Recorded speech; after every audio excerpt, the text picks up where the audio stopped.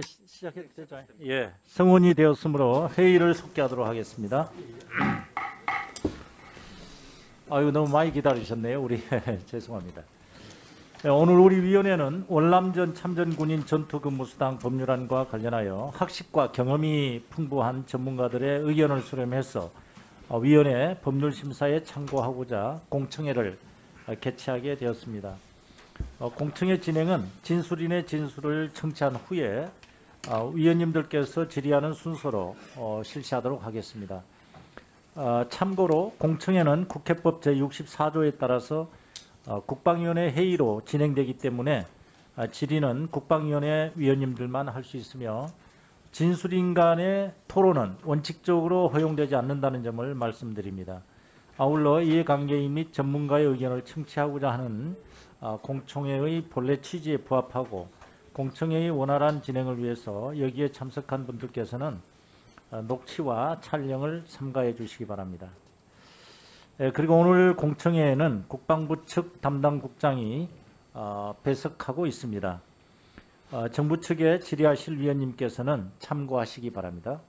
배석하고 계신 분이 답변하는 경우 위원장의 허가를 얻어서 소속, 직위, 성함을 먼저 밝힌 후에 답변해 주시기 바랍니다. 그러면 의사일정 제15항 월남전 참전군인의 전투근무수당 관련 법률에 대한 공청회를 상정합니다. 오늘 공청회를 위해서 5분의 진술인께서 참석해 주셨습니다. 바쁘신 시간을 내주신 데 대해서 위원회를 대표해서 깊은 감사의 말씀을 드립니다. 우리 위원회는 현재 월남전 참전군인의 전투근무수당 지급과 관련하여 윤상현 의원님, 서른 의원님 등 서른 의원님께서 2건, 그리고 강민국 의원님이 각각 대표 발의한 4건의 제정안을 심사 중에 있습니다. 오늘 주제에 대해서 진술인 여러분들께서 제시해 주시는 의견들이 앞으로 우리 위원회의 관련 법안 심의에 많은 도움이 되기를 바랍니다. 그러면 오늘 공청회에 참석하여 주신 진술인들부터 소개해 드리겠습니다. 진술인의 양력은 배부해 드린 유인물을 참조해 주시기 바랍니다. 소개받는 진술인께서는 잠시 일어나셔서 인사하신 후 앉아 주시기 바랍니다. 먼저 최용호 국제정치학 박사님 오셨습니다. 다음은 보훈교육연구원 이용재 박사님입니다. 다음은 한국국방연구원 박문원 박사님 오셨습니다. 다음은 통일안보연구소 신종태 박사님 오셨습니다. 그리고 마지막으로 경기대학교 하태수 교수님 오셨습니다. 이상 진술인 소개를 마치고요. 진술인들의 진술을 듣도록 하겠습니다. 각 진술인들께서는 7분 내외의 범위 내에서 핵심 사항 위주로 발표해 주시고 위원님들께서는 5분의 진술이 다 끝난 후에 진술인을 지명하셔서 7분 이내에서 1문 1답 방식으로 질의해 주시기를 바랍니다. 그럼 먼저 최용호 박사님 진술해 주시기 바랍니다. 네, 안녕하십니까. 최영호 박사입니다. 저는 국방부에서 10여 년 동안 베트남 전쟁사를 담당했고 그 이후에도 오늘까지 관련 연구를 계속해오고 있습니다. 그런 인연이 오늘 저를 이 자리에 오게 한 것 같습니다. 제가 말씀드릴 순서는 해외 근무수당과 전투수당의 개념부터 결론 및 건의 수입니다. 빨리 진행하겠습니다. 해외 근무수당은 해외 근무로 인해서 추가 발생하는 생활비입니다. 전투수당은 군인이 전투를 수행하는 생명수당입니다. 따라서 2개의 수당은 명백하게 다른 개념입니다. 그러나 베트남전 당시 우리나라는 해외 파병의 경험이 전무했기 때문에 2개의 수당을 혼용했습니다. 대표적으로 8월 장병 전원에게 배포한 주월 한국군 수첩에도 해외 근무수당과 전투수당을 혼용해서 사용하고 있습니다. 따라서 2000년대 초반까지 8월 장병 대부분이 2개의 수당을 동일 수당으로 인식했는데 대표적으로 8월 장병이면서 그 군사 분야 전문 연구자인 지만원 박사가 2002년에 출간한 월남전의 진실에서도 해외 근무 수당을 전투 수당으로 기록하고 있습니다. 당시 국방부의 소수 일부 담당자들만 두 개 수당을 구분해서 미국과 협상을 하는 데 사용을 했습니다. 따라서 2000년대 초반까지 참전단체 중심으로 제기한 문제는 미국이 지원한 수당의 일부만을 파월 장병에게 지급했고 나머지를 정부 고속도로 등 국가기관 사람에 전용했다. 또 미국과 브라운 각서를 합의하는 과정에서 이면 계약이 있었다 등의 문제를 제기했습니다. 이에 따라서 노무현 대통령은 2004년 말 베트남전 참전 군인에게 지급해야 할 수당을 국가가 임의로 전용한 사실이 있는지를 조사해서 정부의 입장을 고려치 말고 명명백백하게 밝히고 있는 그대로를 공개하라고 국방부에 특별 지시를 내렸습니다. 이에 따라서 당시 문재인 민정수석 지하에 국방부 정책실 주관으로 군사편찬연구소 최영호 책임연구원을 책임자로 임명해서 조사에 작수했습니다. 조사 결과 제시된 의혹들은 사실이 아닌 것으로 확인을 했습니다. 그래서 결과를 다시 보고를 드렸는데 당시 미국에서 받은 수당은 해외 근무 수당이었고 이를 100% 장병에게 지급했으며 미국과 월 단위 결산을 통해서 확실하게 정리를 한 내용을 증빙 자료를 포함해서 보고를 했습니다. 당시 보고에는 해외 근무 수당에 국한했고 전투 수당은 거론하지 않았습니다. 민정수석은 관련 문서를 안보에 지장이 없는 범위 내에서 최대로 공개할 것을 주문했고 국방부는 외교부 협조해서 2005년 8월 브라운각서 관련 문서를 모두 공개했습니다. 문서를 공개한 후 해외 근무 수당의 의혹은 대부분 해소됐습니다. 그렇게 되자 파월 장병과 단체는 전투 급여분 명칭을 사용해서 전투 수당 지급 요구를 추가로 제기했습니다. 이 내용은 지난해 월간조선 2월호에 구체적으로 보도가 됐는데요. 당시 미 상원의 주월 항공권 추가 수당 지급 중지안 통과 외교부 보고서를 근거 자료로 제시하고 있습니다. 이 문서는 미국 의회가 행정부의 자의적 협상을 제한하기 위한 조치였으며 미국과 대한민국 사이에 있었던 협상 자료로 판단하고 있습니다. 이외에도 몇 건의 전투수당 의혹과 관련된 자료들이 있기는 합니다. 그러나 미국 정부는 전투수당을 한국에 지원한 사실이 없음을 명백하게 밝히고 있습니다. 그럼에도 파월 장병과 단체는 정부가 착복했다는 주장을 계속하고 있기 때문에 이를 입증하기 위해서 추가적인 진상규명이 필요하다고 봅니다. 전수당 문제의 본질은 64년 5월에 지난 군인보수법 17조에 명시한 내용에 대해서 시행령을 정부가 제정하지 않으면서 발생했습니다. 당시 정부는 그 전투수당을 미국의 지원을 받아서 지원할 예정이었습니다. 그러나 미국 정부가 이를 거절함으로써 전투수당 지급 여부에 대한 판단이 정부의 몫으로 되었습니다. 전투수당은 군인보수법에 전시사변 등 비상사태에 전투수당을 지급한다는 것인데 이는 2015년 10월 15일 국회 본회의에서 이원주 의원의 질의에 대해서 황교안 총리의 답변이 대표적입니다. 황 총리는 당시 베트남 전시는 우리나라 전시와 사변에 해당되지 않는다 이렇게 정의를 내렸고 이 내용은 당시 진행 중이던 전투수당 관련 소송에서 법원의 판결에도 영향을 미쳤다고 봅니다. 서울행정법원은 황 총리의 답변 일주일 후인 10월 22일 황 총리의 주장과 동일한 내용을 인용해서 정부 측의 주장이 타당하다고 판결했습니다. 이 주장 내용들은 세 가지 정도의 모순이 있는데요. 첫째, 지금 논리의 모순으로 정부는 1969년까지 전투수당 지급을 위한 대미 협상을 계속했습니다. 따라서 미국과 협상할 때는 전투수당을 줘야 된다는 것이고 국내에서는 지급해서는 안 된다는 것입니다. 따라서 이 두 개의 논리가 충돌하고 있습니다. 다음, 정부는 법을 제정한 후 전투부대를 파병할 때까지 세 차례에 걸쳐서 관련 시행령을 제정 및 개정했습니다. 그 시행령에 전투수당에 관한 내용은 사유를 하지 않았습니다. 이것이 시행령 입법 부작위 모순에 해당됩니다. 이어서 군인 생명에 대한 평등권의 모순으로 건군 이후 대한민국 군이 겪은 전쟁은 두 차례입니다. 첫 번째는 전 국민과 함께 참전한 6.25 전쟁. 두 번째는 국가의 명을 받은 일부 군인이 국민을 대신해서 참전한 베트남 전쟁입니다. 당시 정부도 이런 내용들을 전시 파병임을 확실하게 명시했습니다. 그리고 또 국회가 전시 복무 적용을 건의한 것에 대해서 정부가 답변한 내용도 있습니다.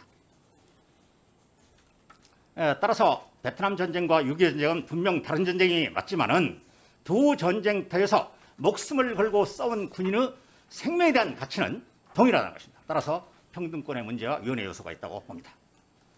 마지막으로 파월 장병의 기여도입니다.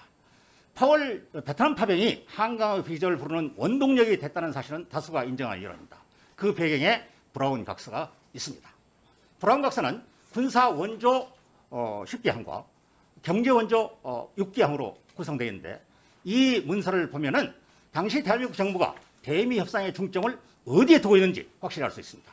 1순위는 국가 안보의 문제, 2순위는 국가 경제 발전의 문제, 3순위가 파월 장병의 안전과 처우 문제였습니다. 따라서 당시 정부가 대미 협상에서 미국의 안보 경제 지원을 포기하고 파월 장병의 안전을 최우선으로 협상했다면 전투상은 어떻게 되었을까요?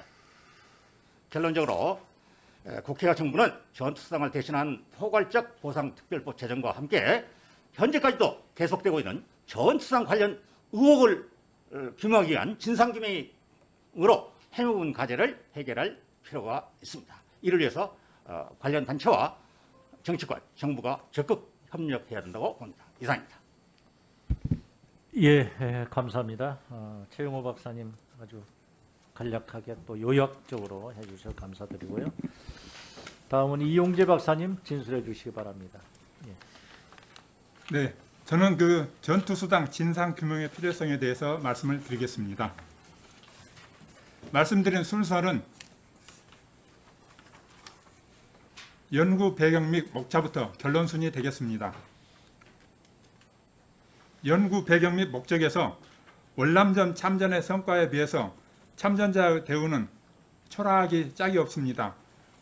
즉 대한민국 경제발전의 원동력이 되었고 그리고 최초의 장기간 파병과 많은 희생을 당했습니다.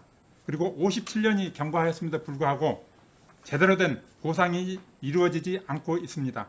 두 번째로 2005년 8월 26일 민간공동위원회 설치해서 조사 발표를 했지만 그때 당시에 해외 근무 수당에 한정한 조사였고 전투 근무 수당은 조사에서 제외되었습니다. 그리고 최근 법률안 발의는 4건이 있었습니다. 다음 전투 수당 의혹 증폭 이유를 살펴보겠습니다. 8월 당시 국회 및 정부의 입장을 살펴보면 긍정적인 측면과 부정적인 측면으로 구분해서 살펴보고자 합니다. 먼저 긍정적인 측면은 1975년 미 육군성 발간 베트남 참전 동맹중 연구 124부터 125페이지를 보게 되면 주월 한국군에게는 미군에게 지급되는 동일한 율에 따른 전투급여금을 포함해서 근무 중 사망 또는 상해자에 대한 사례금과 보상을 제공하도록 되어 있습니다. 그리고 65년 1월 국회에서 정부로 월남공화국 지원 파견 전 장병에 대한 전시 복무를 적용하기로 했고 또한 65년 3월에 정부가 국회로 다시 전투 유공자의 진급에 관해서는 군인사법, 그 다음에 파견 근무 기간은 전투 기간에 관한 특별 규정, 파견 기간 중 무공이 뚜렷할 경우에는 상문법상 무공훈장을 적용하기로 했습니다. 그리고 69년 4월에 국방부 인사국에서 합참기획국으로 65불 지급을 제안을 했습니다. 전투수당 의혹 증폭 이유를 계속해서 말씀드리면 이번에는 부정적인 측면에서 말씀드리겠습니다. 70년 2월에 브라운 각서 공개 문제에 대한 한국 정부의 입장을 살펴보게 되면 원칙적으로 공개를 반대했으며 불가피하게 공개를 할 때에는 여론을 자극시킬 수 있는 부분은 삭제하도록 요청을 했습니다.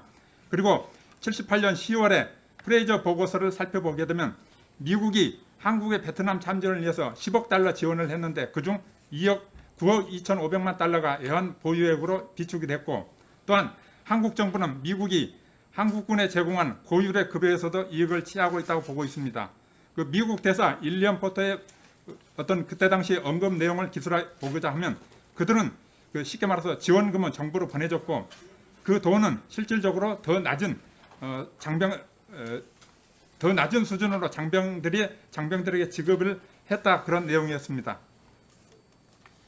그리고 전투수당 의혹 증폭 이유를 계속해서 더 말씀드리면 헌법 및 전투근무 급여금 관련 법령의 태성령 문제가 되겠습니다. 긍정적인 측면에서 볼 때 한국군의 파병을 위한 헌법의 개정에서도 5호 헌법에서는 한국군의 해외 파병 근거가 없었는데 6호 헌법에서는 국군의 애국의 파견 명시가 되어 있습니다.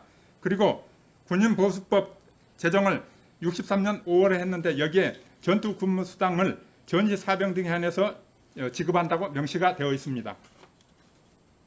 부정적인 측면을 살펴보게 되면 해외 파병의 시행이라든가 전투근무급여금 지급 등 법률적 여건을 완비했지만 후속 조치가 없었습니다.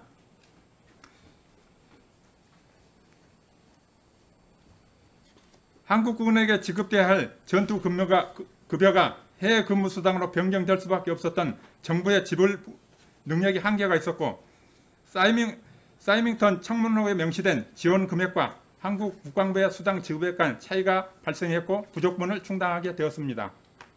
다음 이 그림은 사이밍턴 청문회에 관련된 미국의 지원 내역과 오른쪽에는 국회 번역본이 되겠습니다. 군원이관 중단 지원금에서 부족분을 충당한 것으로 추정이 되고 있습니다. 아래 내용은 미국의 대외관계 보고서에 이와 같은 내용들이 잘 나타나 있습니다. 국내의 각종 공개자료 암시 의미를 살펴보게 되면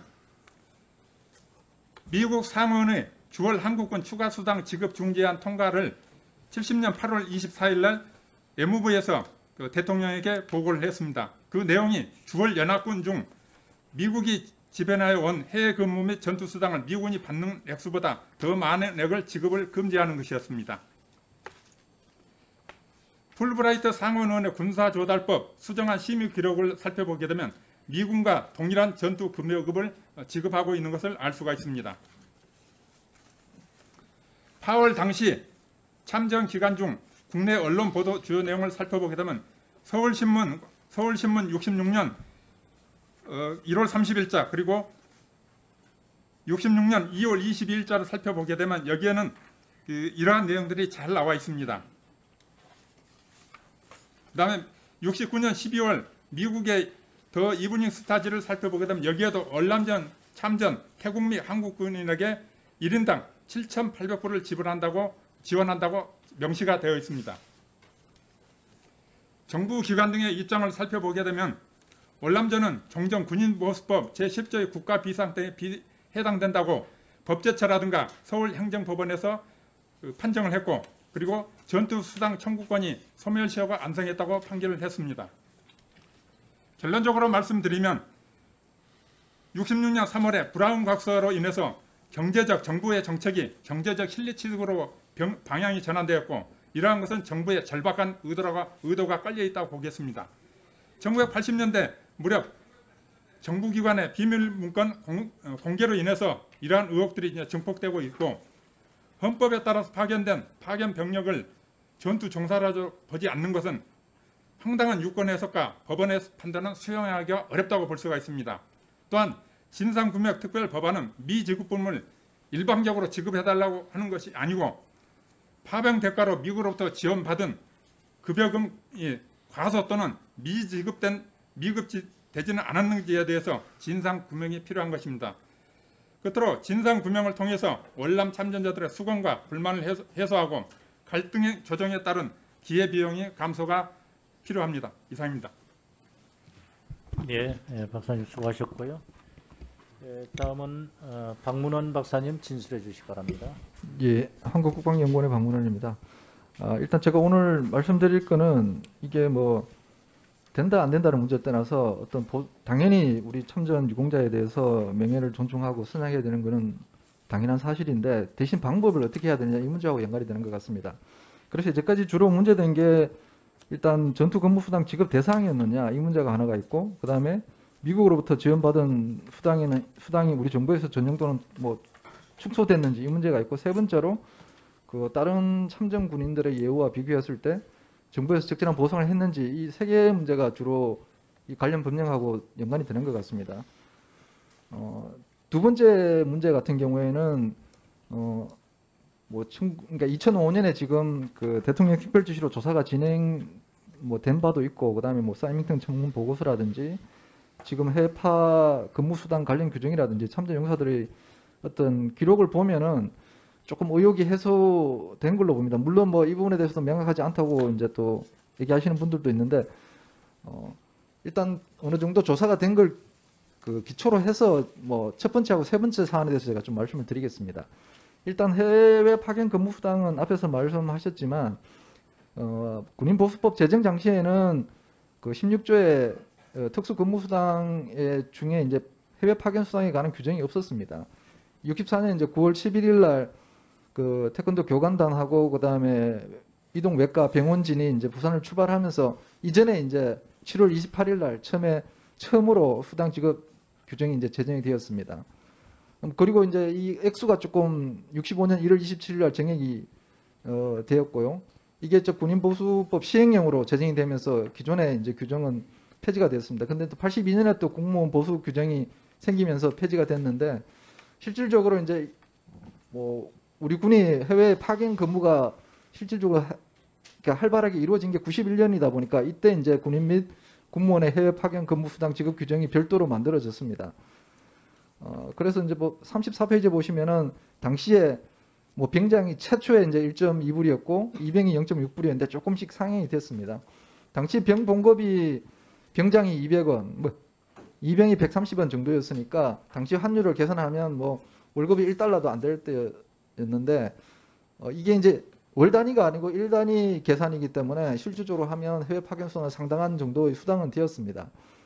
이게 이제 구체적으로 2002년 이라크 파병을 하게 되면서 이전에는 어떤 위험도라든지 임무의 종류라든지 이렇게 등급 가중치를 별도로 산정하지 않았는데, 이때부터 그 36페이지에 보시면은 그 표 1, 2, 3에서 보시는 바와 같이 그 기본 요때는 월입니다. 이전에는 1단위였는데 일단은 요때부터는 월 단위로 계산을 하되 그 업무 수행 환경이라든지 임무 종류라든지 이런 거에 따라서 나눠서 계산을 했습니다. 전투지대도 위험지역하고 비전투지를 나눠서 이렇게 하고, 2018년에 이제 최근에 조금 인상이 되어서 지금 규정이 되어 있는데, 병의 해외 파견 수당은 1,174불입니다. 이게 가중이 되면 165%까지 가중이 되면 이거보다 좀 거의 2,000불에 가까이 받을 걸로 이제 예상이 되는데요. 두 번째는 전투수당에 관한 문제입니다. 이 부분은 우리가 이제 국제법상의 어떤 전쟁하고 이제 국내법상의 전투 부분은 좀 나눠서 생각해 봐야 될 것 같은데요. 당연히 국제행사재판소에 적용되는 전시범죄 같은 경우에는 이거는 국내법상의 이게 우리나라냐 아니면 외국에서 전쟁을 하냐에 상관없이 그거는 당연히 우리가 지금 ICC 가입을 했기 때문에 이건 적용이 되지만, 이 전투수당을 지급을 할 거냐 말 거냐, 얼마를 줄 거냐, 어떤 형식으로 줄 거냐, 해파수당으로 줄 거냐 아니면 전투수당을 줄 거냐, 이거는 우리 국내법상의 입법 그 형식의 문제라고 생각됩니다. 이 부분은 법제처하고 법원에서 명확히 해석을 했기 때문에 제가 특별히 보태지는 않겠습니다.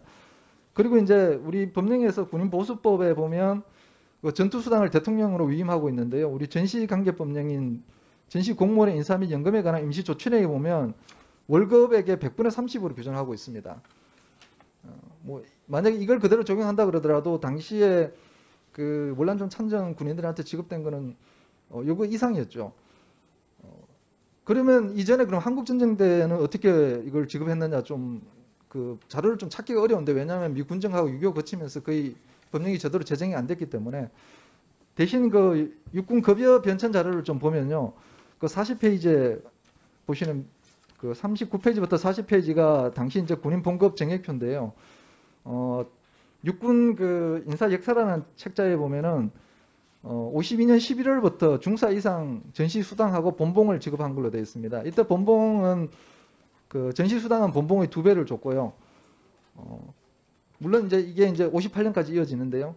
근데 이제 병사들은 그럼 아무것도 안 줬냐? 보시면 아시겠지만 50년 9월, 그다음에 50년 10월에 보시면은 병사 봉급이 원래 봉급의 한 2.5배 정도 이렇게 상향되는 걸 보실 수가 있을 겁니다. 중사들은 명백하게 전시 수당을 지급했고 병사들은 봉급을 인상한 걸로 보입니다. 그럼 베트남전 참전 용사 딴 나라는 예우를 어떻게 하느냐?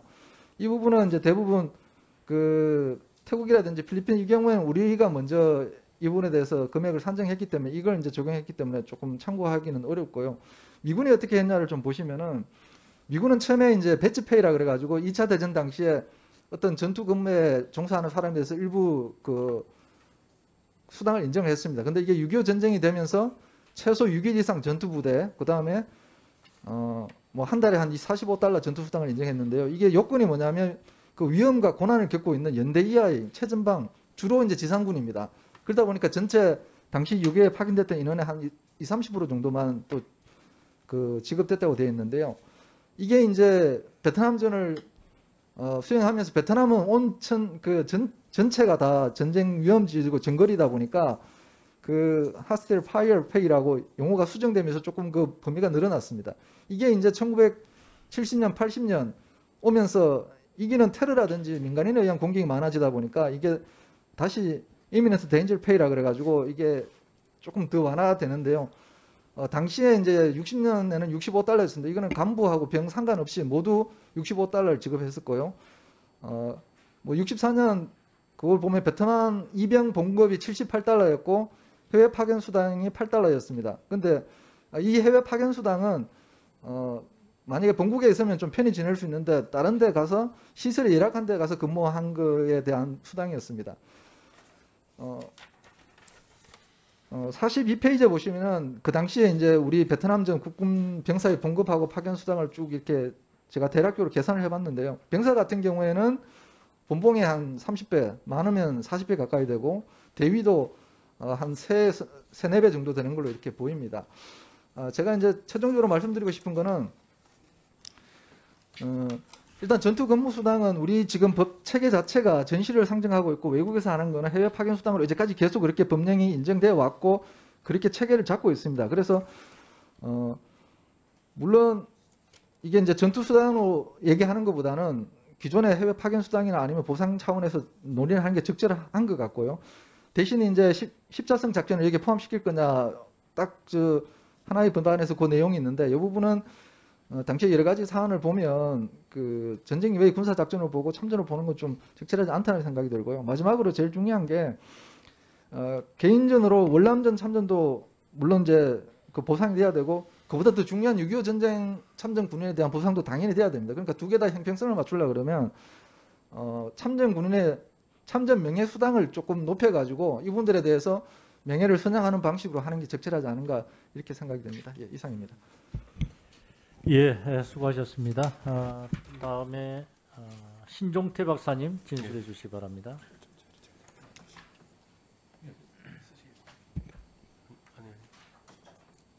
예.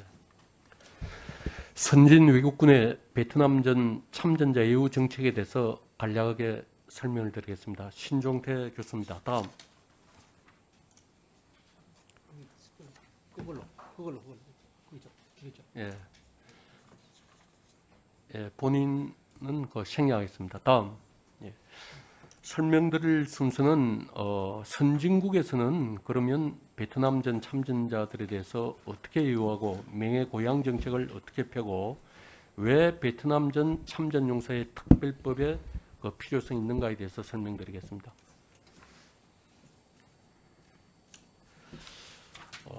전투수당 개념이나 입법 반영에 대한 논리는 앞에서 충분히 설명을 했기 때문에 넘어가겠습니다.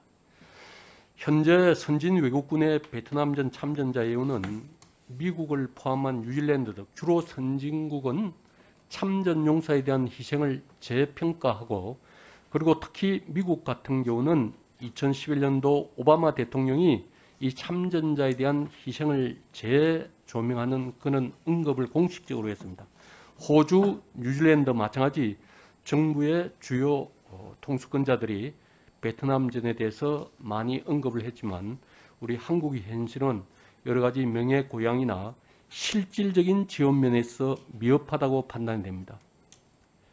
선진 외국군의 참전용사 보상 실태입니다.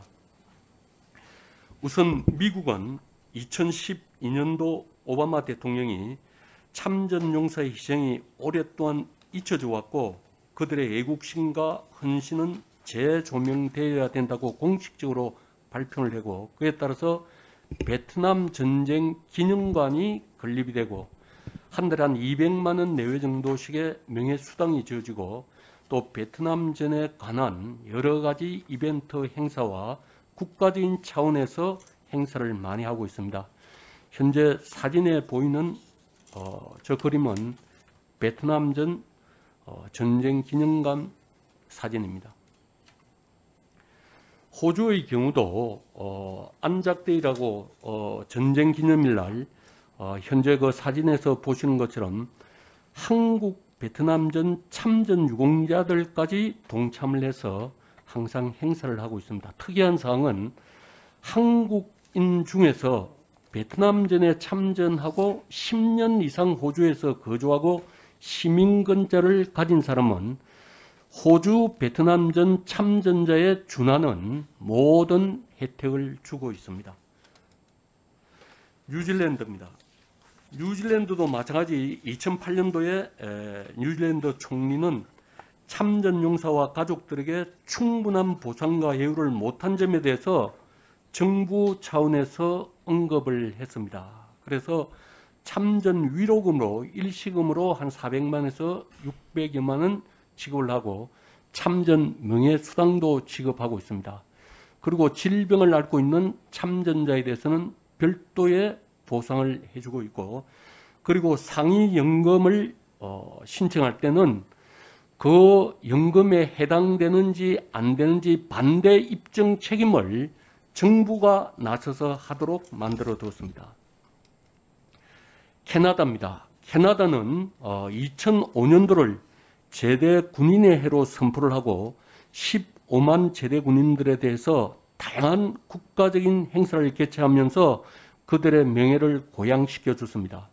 캐나다의 경우는 꼭 베트남전 참전자뿐만 아니라 한국전이나 다른 전쟁에 참전한 사람을 통합해서 예우를 하고 있고, 장애나 소득 상실 급여 등 여러 가지 혜택을 주고 있으며, 특히 제대 군인에 대한 재심 및 소청위원회를 설치해서 자기가 상위 등급을 더 나은 등급으로 신청을 하면 정부에서 심의를 하도록 되어 있고, 2004년도에는 약 한 56%의 상위 군인들이 상위 등급을 받은 적이 있습니다. 왜 특별보상법이 필요한가? 그에 대해서는 앞에서도 많이 언급을 했지만 나름대로 분석을 하면 베트남 파병 기간 중에 65년도를 기준으로 해서 우리나라의 연간 수출액은 약 2억 달러에 불과했습니다. 그러나 참전하고 나서 1973년도에 보면 약 32억 불로 늘어나고, 여러 가지 데이터에 의하면 파병 기간 중에 여러 가지를 외화 유입 통계를 냈을 때 67억 달러라는 그런 외화 수입을 한국은 가지게 됩니다. 또한 1984년도 고엽제 보상 소송이 있었는데 미국이나 호주, 뉴질랜드는 적극적으로 참여해서 그 참전자들의 해당되는 있는 일정 수준의 그 보상을 받았습니다. 그러나 아쉽게도 우리 한국 정부는 그에 대해서 적극적으로 대응을 하지 못해서 유독 한국만 그 보상에서 제외된 적이 있습니다. 또한 미국에 협상을 하면서 전투 수당보다는 한국군 현대화와 경제 개발에 대해서 많은 요청을 우리 정부가 했다는 것이 여러 문서로 나타나고 있습니다. 마찬가지 파월 장병들의 희생과 헌신으로 대한민국 만일 정부가 대미 협상에서 안보나 경제 지원을 포기하고 파월 장병들에 대한 어떤 복지 이런 면에 주력을 했다고 그러면 아마 지금보다는 훨씬 더 나은 그런 보상을 받았다고 생각합니다. 계속 반복이 되지만 이분들에 대한 희생으로 대한민국이 10위권 경제 대국으로 성장할 수 있는 그런 기초가 마련됐고, 지금은 선진국에 진입한 한국이 파월 장병들의 헌신과 희생에 대해서 보답할 수 있는 그런 차례라고 생각합니다. 왜 특별보상법이 제정되어야 되냐면 지금 어렵게 생활하고 있는 참전 노병들의 명예선양과 자부심을 고취해 줬을 때 이 노후 생활에도 안정을 기할 수 있고, 또한 우리 커가는 신세대들이 실증적인 안보 교육 효과도 있다고 생각합니다. 이상입니다. 네, 수고하셨습니다. 이제 마지막으로 하태수 교수님 진술해 주시기 바랍니다. 예, 안녕하십니까. 경기대학교 행정학과의 하태수 교수입니다. 저는 본래 정부 조직 개편사를 연구하는 교수인데요. 박정희 정권 때 국방부 조직하고 상공부 조직의 변화를 연구하게 되다가 오늘 이 자리까지 오게 되었습니다. 앞에서 말씀해주신 박사님들이 말씀해주신 내용은 가급적 제외하고 말씀드리겠습니다. 안 넘어가. 예, 현황 간단하게 말씀드리면 옆에 지금 신 박사님이 말씀하셨지만은 참전 유공자들이 76세시고요. 18만 9천 명 정도 생존해 계신데, 예, 지금 87% 정도가 전상 질환하고 고령으로 인한 생활고에 시달리고 계시고, 고엽제 피해자가 이제 뭐 잘 아시겠지만 14만, 그다음에 전쟁 트라우마 피해자는 지금 정확히 피해가 안 됐습니다. 파악이 안 됐습니다. 그리고 한 달에 지금 참전 명예수당으로 이제 올해 35만 원, 만 원 올라서 35만 원을 받게 되시는데요. 참고로 병장 월급이 60만 원, 그리고 외국의 경우를 보면 한 200만 원 정도 받으십니다. 그다음에 명칭에 대해서 조금 말씀드리고 싶은데요. 지금 제출된 법률안에 보면 명예보상금으로 되어 있는데, 저는 이거를 예우보상금으로 좀 바꿔주셨으면 좋겠다는 생각을 갖고 있습니다. 왜냐하면 명예보상금은 논란의 여지는 있지만은 지급되어야 할 보상금이 전투수당이 이제 지급 안 된 거를 지금 지급한다라는, 어떻게 보면 채무 이행하는 개념으로 보는 건데요. 그걸 이제 배상이라고, 국가를 대상으로 배상이라는 용어를 쓸 수 없으니까 명예보상금으로 쓰자라는 취지인데, 그거보다는 조금 국가 발전에 기여한 측면을 조금 더 인정을 해서 예우보상금으로, 그렇다고 해서 뭐 엄청난 특혜를 주자는 얘기는 아닙니다. 명칭을 예우보상금으로 좀 해주셨으면 좋겠다는 그런 말씀을 드립니다.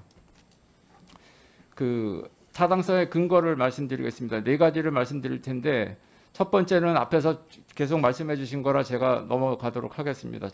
그러니까 참전 용사들께서 요구하시는 건 그거죠. 전투수당이 정확히 지급되지 않았다라는, 이제 시각에 따라 좀 다르게 볼 수는 있겠지만 하여간 참전 용사들의 주장은 그겁니다. 그다음에 두 번째, 우리나라 경제 성장에 기여한 바인데요. 지금 옆에서 신 박사님께서 말씀해 주셨습니다. 총 67억 달러 정도 됩니다. 8년 동안 67억 달러를 직접적으로 그분들이 이제 쉽게 말하면 벌어오신 거죠. 근데 이거를 1970년 GNP로 보면 70년 한 해 GNP의 93.6%입니다. 그러니까 정부 예산의 93.6%가 아니라 GNP의 93.6%입니다. 그러니까 그 비중을 보시면 막대하다고 볼 수 있습니다. 근데 오늘 제가 특별히 말씀드리고 싶은 건 여기서 끝나는 게 아니라 이 두 번째 간접 효과를 좀 봐주셨으면 합니다. 65년에 우리나라 전투부대가 파병이 되는데요. 이게 가서 한 2, 3년 잘 싸우시니까 중공이 북한에게 남한군을 다시 되돌리기 위해서 지시를 권고를 합니다. 그래서 남한에 가서도 좀 게릴라전을 펴라고 합니다. 그래서 그 결과 나온 게 68년도에 김신조 일장이 내려와서 청와대 습격을 한 거고, 그 다음에 울진 삼척지구에 간첩이 내려오게 되는 거죠. 그러니까 무장공비라고 하는 게릴라들이 내려오게 되는 거죠. 그래서 이제 당시 박정희 정권은 쉽게 말해서 미국에 대해서 이렇게 얘기를 한 겁니다. 미국 도와주다가 우리가 죽게 생겼으니까 좀 도와달라고 얘기를 했는데, 69년에 미국은 닉슨 독트린을 발표를 해서 한국을 방위선에서 제외를 합니다. 그러니까 이제 박정희 정권은 쉽게 말해서 돈 벌러 가는 건 사실이지만, 그래도 미국을 도와줬다가 이렇게 됐으니 미국을 믿었는데, 미국이 쉽게 말해서 우리를 안 도와주니 자주국방으로 나가는 거죠. 그리고 실제로 미군 철수를 한 개 사단은 뺐고요. 그래서 6만 명에서 4만 명으로 줄었고요. 그 자주국방을 하려는데 무기 전용 공장을 만들려고 했는데 차관을 얻어오는데 실패합니다. 당시 경제부총리가. 그래서 나온 게 중화학공업화입니다. 그러니까 중화학공업화가 우리 경제발전 논리에 따라서 경제 논리에 따라서 된 게 아니라 자주국방을 하려다 보니까 제철공업이 필요하고 제강공업이 필요하고 화학공업이 필요하고 이래서 이게 중화학공업이 일어나게 되는 거거든요. 그래서 이 베트남전 참전이라는 게 월남전 참전이라는 게 우리나라 현대 경제 발전에 엄청난 의의를 가지고 있는 얘기입니다. 이게 직접적인 간접적인 효과지만은 이 효과가 지금까지 주목을 못 받은 게 저는 좀 안타깝습니다. 그래서 오늘 이 말씀을 드리려고 의원님들에게 좀 이 말씀을 드리고 싶습니다. 이런 측면을 고려해서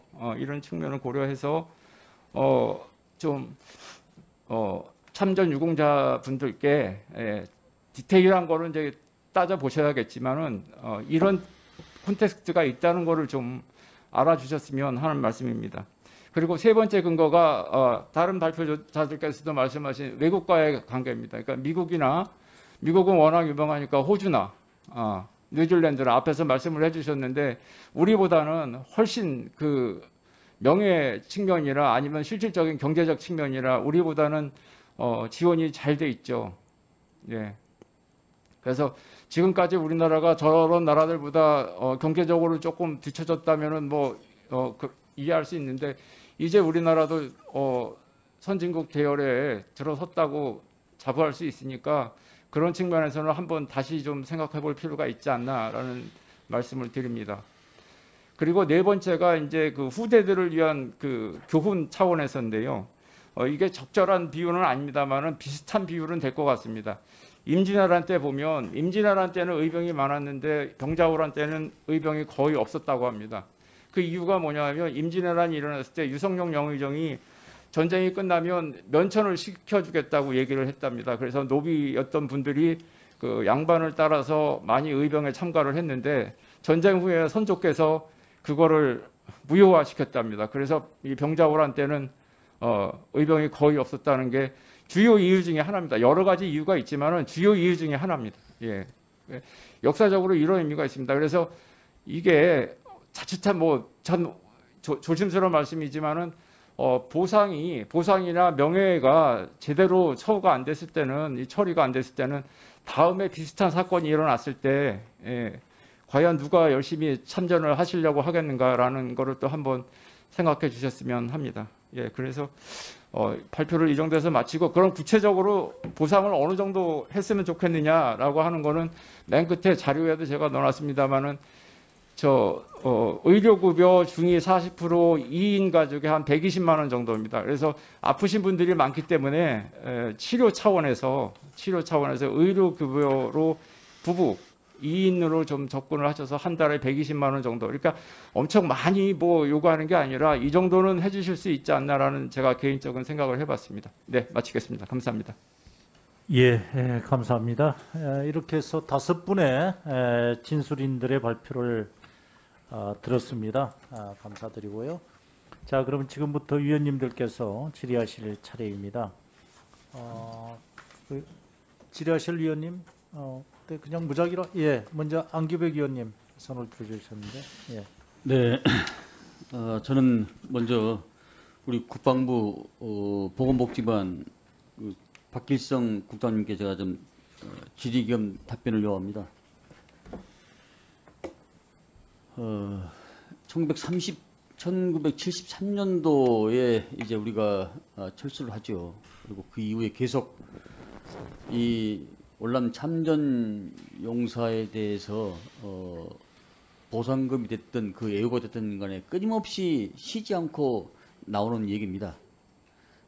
저도 이 공청회 벌써 3번째입니다. 그런데 그럼에도 불구하고 정부에서는 법적 근거가 없다, 이런 얘기를 계속 해오고 있죠. 근데 반세기에 걸쳐서 이 참전 용사들의 그 피 맺힌 절규인데 여러 가지 그 얘기가 허황된 얘기고 허언이면은 단기간에 끝났지 계속 이어져 왔겠습니까? 오늘 이런 그 절규적인 이런 얘기를 우리 국방부는 저는 굉장히 귀담아 들어야 된다고 생각합니다. 따라서 이게 이 문제 해결이 우리 국방부 차원에서만 되는 게 아니고 범정부 차원에서 보훈처, 기획재정부, 또 여러 가지 보건복지부, TF팀을 구성을 해서 상호 이해관계를 좀 조정을 하고 또 월남 참전 용사들의 그 대소 모임이 많습니다.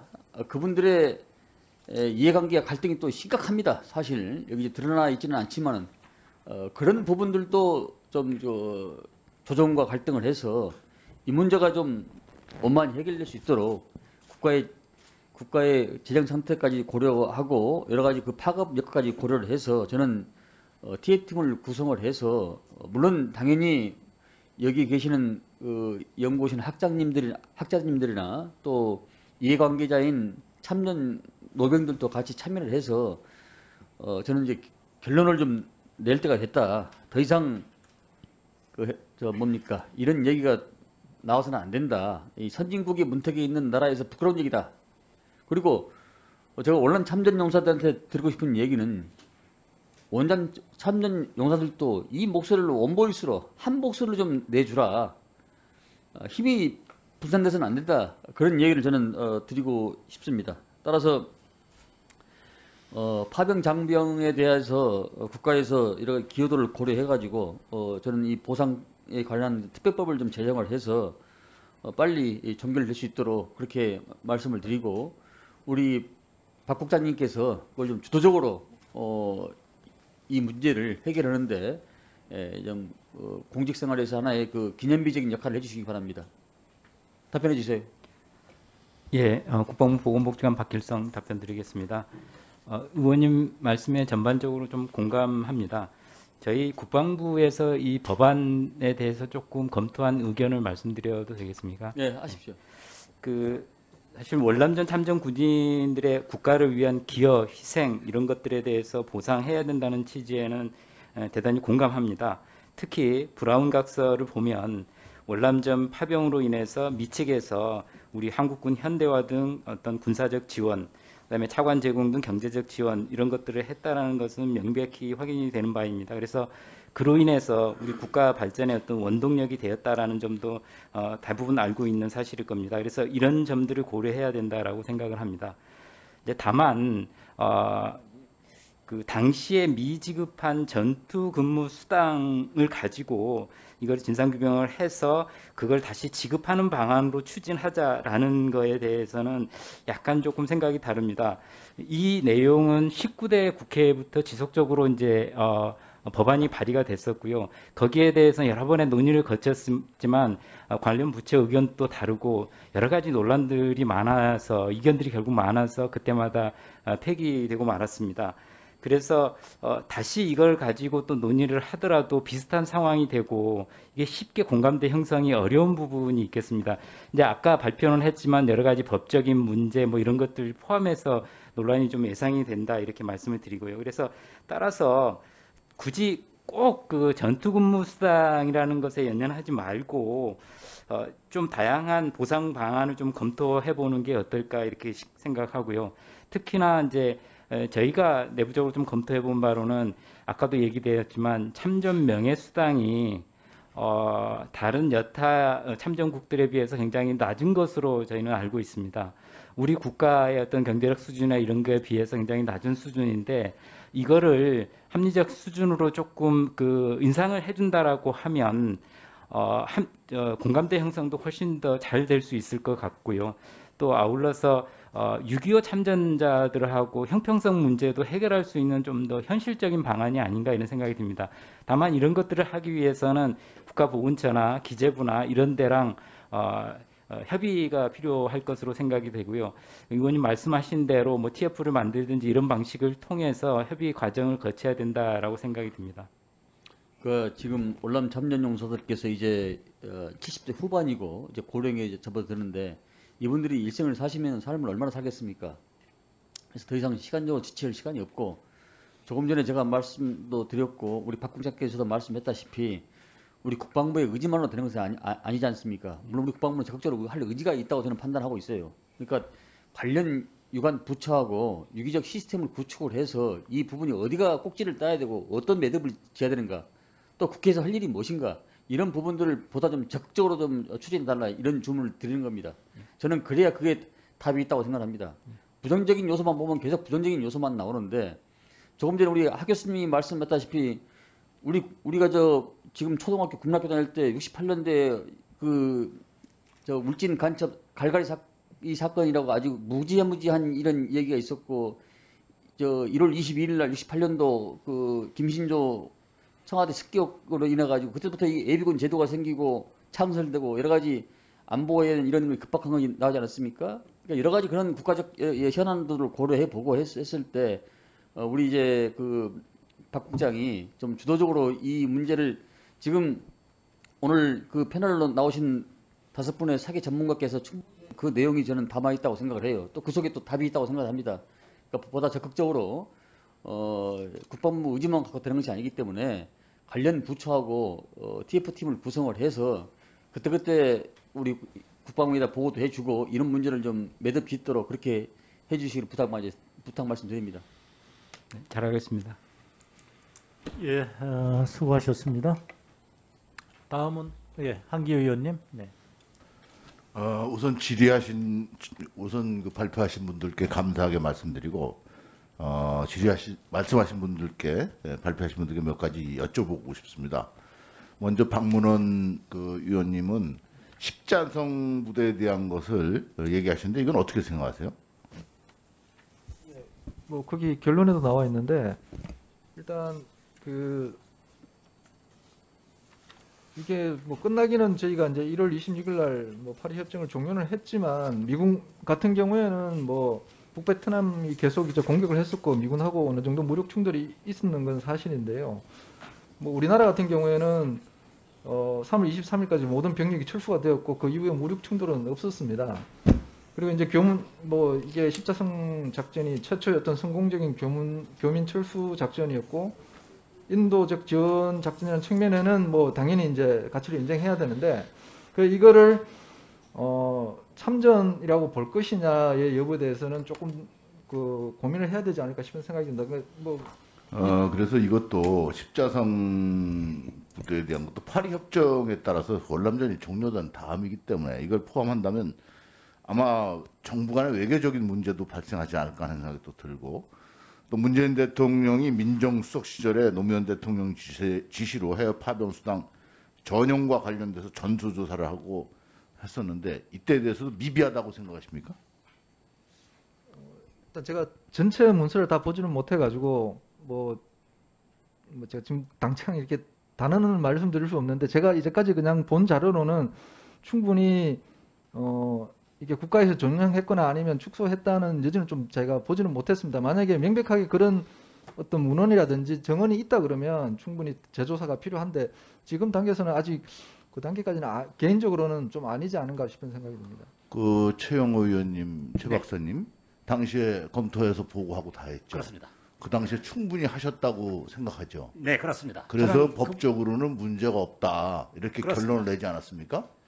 그러니까 미국 정부가 네. 오방국에 지원한 금액을 그냥 지원하는 것으로 끝난 게 아니고 지원하고 나서 결산 과정을 거칩니다. 네, 예. 그 내용을 지금 잘 이해를 못하시는 분들이 많은데 일단 주한 미군 사령부와 우리 국방부 재정국이 매월 수작업으로 그때 인원 하나하나 계급별 인원별 다 계산을 해가지고 그 숫자를 더해서 결산을 한 자료가 지금 다 국방부에 남아 있습니다. 지금도 확인할 수 있습니다. 그래서 그 부분은 당시에 제가 조사를 확실히 했다고 생각합니다. 당시에 이제 전투 수당에 대한 얘기도 나오고 아까 보고하실 때도 말씀하셨습니다만 돈보다도 우리 국민인 파월 장병들의 안전을 더 우선시하는 과정에 협상이 있었다 이렇게 얘기하지 않았습니까? 네.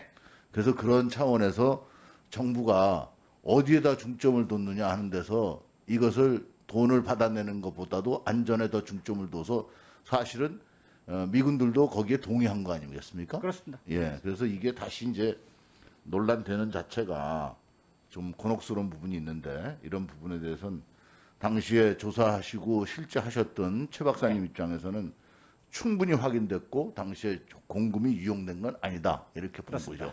예. 또 우리 신종태 의원님, 지금 국방력 증강과 경제발전 지원 등의 무닥 해외 근무 수당 인상을 함으로써 더 높은 수준의 수당을 받을 수 있을 것이다라고 생각하십니까? 예, 그렇습니다. 왜냐하면 그 협상 당시에 주로 이제 한국군 현대화나 그리고 한국에 대한 경제 지원 이게 주가 되었지 구체적으로 그 전투원들에 대한 어떤 보상이라든지 수당 이런 거는 크게 부각이 안 됐다는 그러니까 지금 최영호 박사님이 얘기하신 것처럼 당시에 미군이 준 공금은 우리 장병들한테 주는 거 외에 유용된 것이 없다라고 당시에 결론을 냈어요. 예. 그러나 지금 신종태 의원님이 말씀하신 것은 예우 차원에서 다른 나라와 비교했을 때 우린 좀 더 챙겨줘야 된다. 이런 차원으로 말씀하신 거죠? 예. 예, 알겠습니다. 그다음에 이용재 의원님, 당시에 미국 정부에서 별도의 전투 근무 지원 근무 수당을 지급했다라고 하셨는데 근거가 뭡니까? 다른 분들은 아니라고 그러는데. 그때 당시에 이제 미국 그 문헌들을 이렇게 살펴봤을 때 거기에 상에 그 표현되는 것들은 제가 보는 관점에서는 그 전투 근무 급여금을 그 명칭의 혼란 때문에 아마 좀 그런 것 같은데 그 상당히 좀 그 혼란스러운 부분은 좀 있지만은 그것들이 좀 정확하게 그 파월 장병들한테 그 이렇게 뭐랄까 지급이 됐는지 이건 한번 좀 조사. 그래서 네. 과거에 이제 이미 벌써 노무현 대통령 때에서도 유용이 됐는지 안 됐는지 조사를 하고 확인하고 전부 했는데 최영호 박사님 그 당시에 참가해서 전부 했는데 유용된 게 아니다라고 결론을 냈어요. 그래서 전투 수당을 지급했다 하는 말 자체가 이게 사실은 없는 얘기를 하신 거 아니냐 하는 얘기를 제가 드리는 거예요. 그래서 사실을 사실대로 얘기를 하고 그다음에 해법을 찾아야지 그냥 우리도 다른 나라가 하니까 해줘야 된다 이렇게 해서는 좀 곤란하지 않나 하는 생각입니다. 저는 이렇게 생각을 해요. 월남전 참전은 대한민국 역사상 최초의 해외 파병으로서 국위를 선양하고 경제 발전의 초석을 만든 것은 사실이고 이를 통해서 국가안보와 자유민주주의 체제를 수호하는 데 공헌을 세운 역사입니다. 우리 군이 월남전 참전하지 않았다면 한국에 주둔하는 미 2개 사단 병력이 한국을 떠나 월남전에 투입되었을 가능성이 있었습니다. 따라서 대한민국 안보에서도 또한 위기를 막을 수 있었던 것이 월남전입니다. 제정안에 대해서 월남 참전군의 희생과 계여에 부응하는 예우와 보상을 하고자 하는 것은 입법 취지에 충분히 저는 공감합니다. 다만 당시 정부가 전투근무 수당을 제대로 지급하지 않았다고 가정한 것과 관련해서 법제처의 법령 해석과 법원의 판결 결과, 국방부와 보훈처 등 관련 부처의 검토 결과, 국회 공청회 등 그간의 논의 결과 등을 종합해서 고려할 때 저는 19대 국회 때도 이 공청회에 똑같이 참석했습니다. 18대, 19대, 21대 있기 때문에 계속해서 이 문제를 다뤘던 사람입니다. 당시 법에 의해서 정상적으로 지급된 것으로 확인되는 전투근무 수당을 다시 지급하는 것은 아마 국방부도 수용하기 어려울 겁니다. 조금 전에도 밝히셨지만 또 국가보훈체계상에 신체적 희생이 없던 월남전 참전 유공자와 유족에게만 보상금을 지급하는 것이 적정한지에 대해서는 6.25 참전 유공자와 또 한 번 형평성이 문제가 될 수 있습니다. 왜냐하면 6.25 참전은 3년 동안 전쟁을 했습니다. 어느 전쟁보다 참혹했습니다.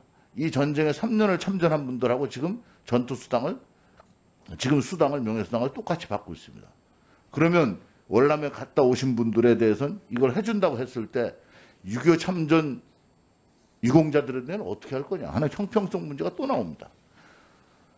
또 그러나 지금 현재 보훈 대상자들 생활실태 조사항으로 봐서는 저 비율이 높고 또 공적 연금에 의존하는 비율도 높습니다.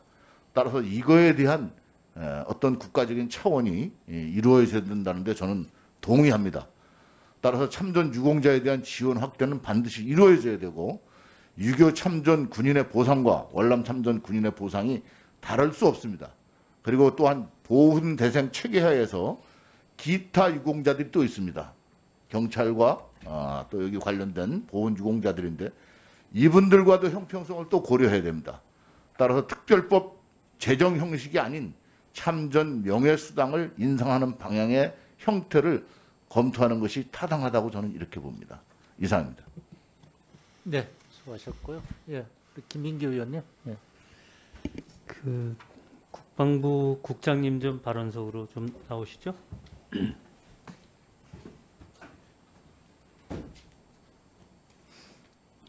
국장님, 그 보건복지관이라고요? 네, 그렇습니다. 네. 그러면 국방위의 법안심사 소위에 들어오십니까? 예, 그렇습니다. 요거요? 저희 관련된 안건이 있을 때는 들어옵니다. 혹시 20대나 19대 때 혹시 이 업무를 맡았습니까? 아닙니다. 그러니까 올해는 그러니까 법안심사 소위로 안 가보신 거죠? 예, 이거 법안 소위에서 심도 있게 논의되지는 않은. 그렇죠. 논의가 안 상태입니다. 됐으니까. 예, 그러니까 예. 즉 법안 소위, 그러니까 법안 심사 될 때는 이 토론회 장에는 안 나가 보신 거죠? 예, 그렇습니다. 알겠습니다. 조금 아까 이런 말씀을 하셨어요. 그 우리 단체에서 전투근무 수당을 고집하지 않았으면 좋겠다 이런 말씀하셨죠. 고집하지 않았으면 좋겠다가 아니고 이제 그게 여러 가지 지금까지 논란이 많이 있었고 해결이 잘 안 되고 있으니 다른 보상 방안을 현실적인 보상 방안을 찾는 게 더 바람직하지 않겠는가 그런 의견이었습니다. 그런데 그분들의 의견은 혹시 들어보셨나요? 저희가 다 의견 수렴을 한 건 아니지만 네. 오늘 오전에도 거기 이제 들러서 왔고 예. 저희가 대략적인 어떤 국방부의 입장은 의견은 좀 드렸었습니다. 그랬더니 어떻게 말씀하시나요? 즉 뭐냐면 예우 보상금 혹은 명예 보상금 아니면은 옛날에 받았어야 됐다고 여겼던 떼먹겼다 국가한테 떼먹겼다고 여겼던 전투근무 수당을 반드시 받아야 되겠다. 뭐 어떤 형태의 말씀을 주로 하시나요? 저희가 현장에서 들은 의견은 여기서 이제 말씀을 드려도 될지 모르겠지만 어쨌든 오늘 제가 들은 얘기는 참전 명예수당 이런 형태로 그러니까 전투근무 수당을 반드시 뭐 줘야지 된다라는 것은 아니다 이렇게 말씀을 하셨고 그래서 뭐 참전 명예수당 인상한 방안 그런 방안을 포함해서 검토하는 것이 가능하겠다라고 했었습니다. 예, 알겠습니다. 제가 지금 19대, 20대, 21대에 이것이 계속 나와 있었던 건데요. 근데 왜 이게 안 됐나 이렇게 봤더니 지금 우리 보건복지관께서 말씀하시는 거에 답이 있는 것 같아요. 왜 그러냐?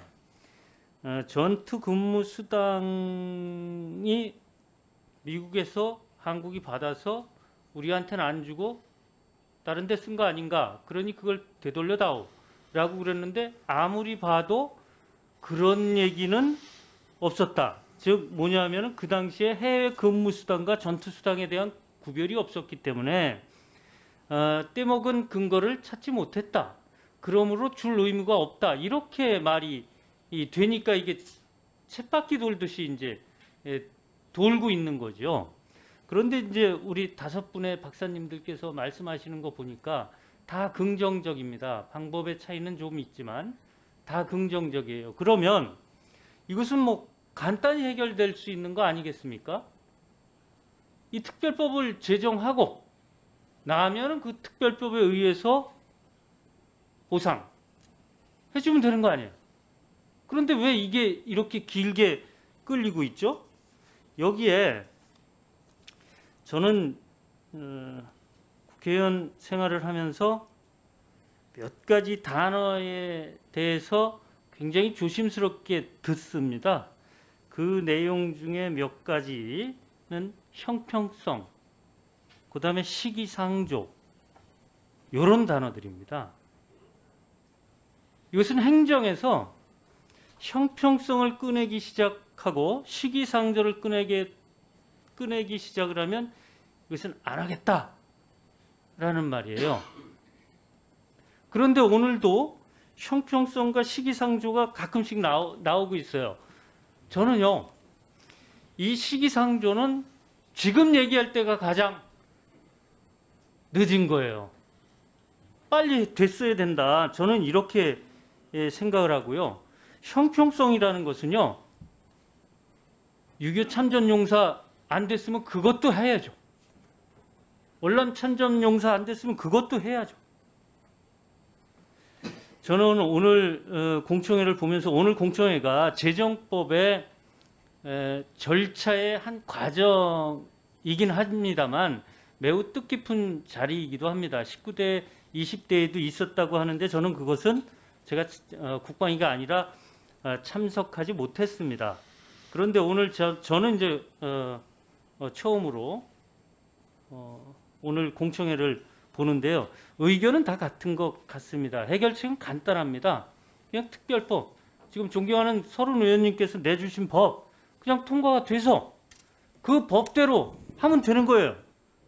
지금 우리나라가 월남 참전의 덕분으로, 그분들의 덕분으로 선진국의 반열에 올라가는 굉장히 중요한 기반을 잡았다는 것은 누구도 부인할 수 없습니다.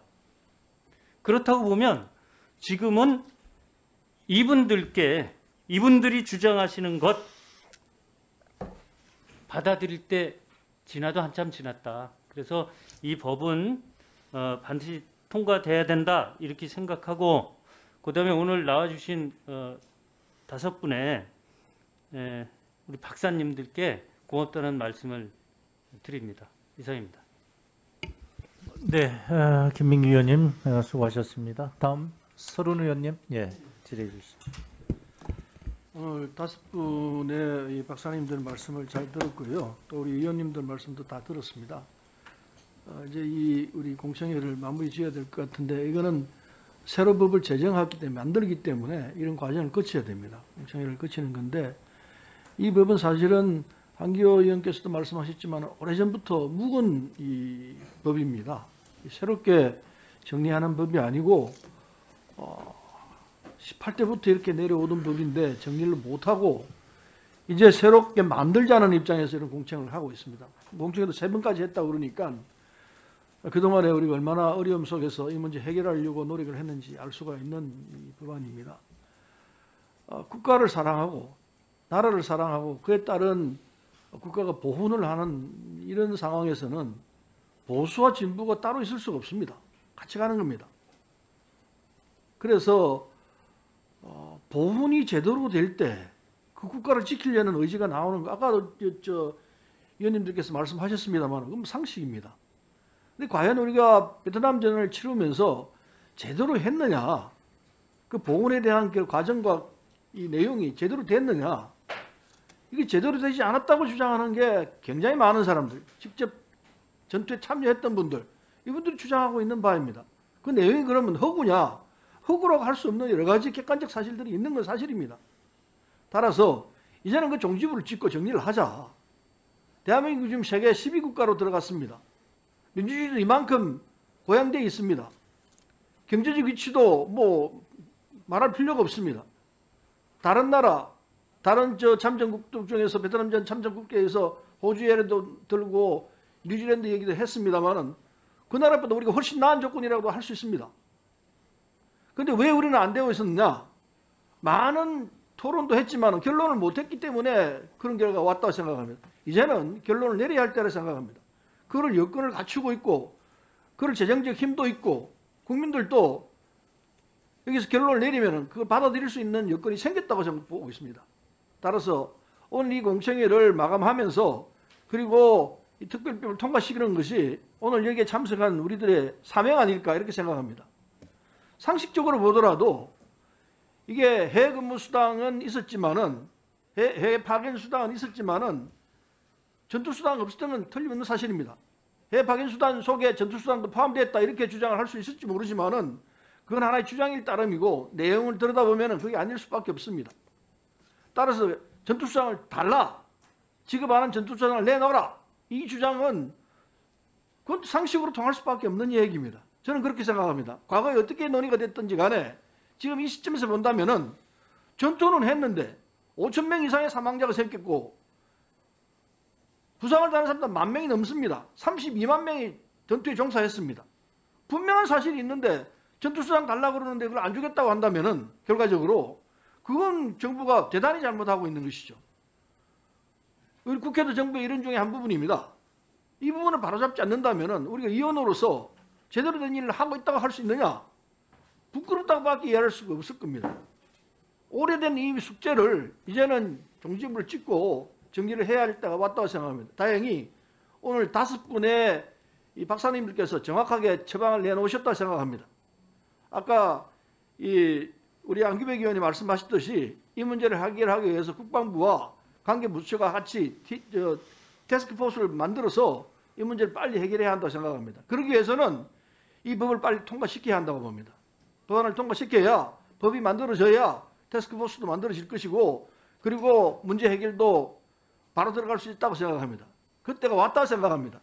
여야가 따로 있지 않고 참석한 의원들이 대부분 같은 생각이기 때문에 이 문제를 빨리 우리 국방위에서 법안으로 통과시켜서 본회의에서 법이 될 수 있게끔 하는 것이 우리가 해야 할 절차가 아닌가 생각합니다.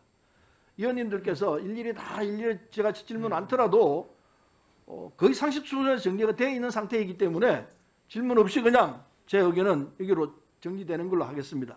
그래서 간곡히 바라건대 빨리 이 법안을 통과시켜서 저는 이 법안 소위가 아닙니다만 법안 소위 의원님들께서 이 법을 통과시켜서 본회의에서 통과를 할 수 있도록 이 법안이 법이 되도록 정리를 해주시기를 간곡히 말씀을 드리는 바입니다. 그것이 참전한 용사들의 희망사항일 뿐만 아니고 많은 국민들도 그 상식이 맞는 거다 이렇게 말씀할 것이라 봐서 기꺼이 이 법안이 통과돼서 법으로 정리가 될 수 있다기를 기대하겠습니다.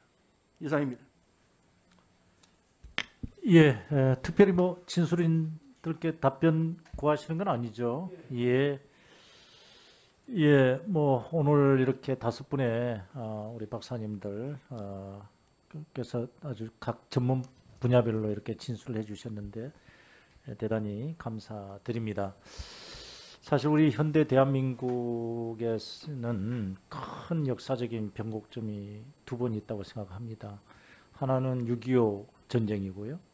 또 하나는 우리가 자유민주주의를 지키기 위한 하나의 그 파병이죠. 월남전 파병, 그것도 거의 10년 가까이 한 그 시절 그건데 그게 이제는 대한민국이 이제 선진국의 문턱에 들어와 있고 G7을 바라보고 있는 시점에서는 이제 지난 날을 돌아보고 국가를 위해서 희생했던 분들에 대한 아주 그 국가 위치에 맞는 그런 여운은 반드시 해드려야 된다고 생각을 합니다. 그리고 그동안 미흡했던 부분을 국가가 정부가 직권으로 찾아서 해드려야 된다고 저는 생각합니다. 그런 의미에서 오늘 월남전 참전자들에 대한 전투근무수당 문제 이 부분에 대해서 논의의 장이 마련된 것은 매우 의미가 있다 그렇게 생각을 하고요.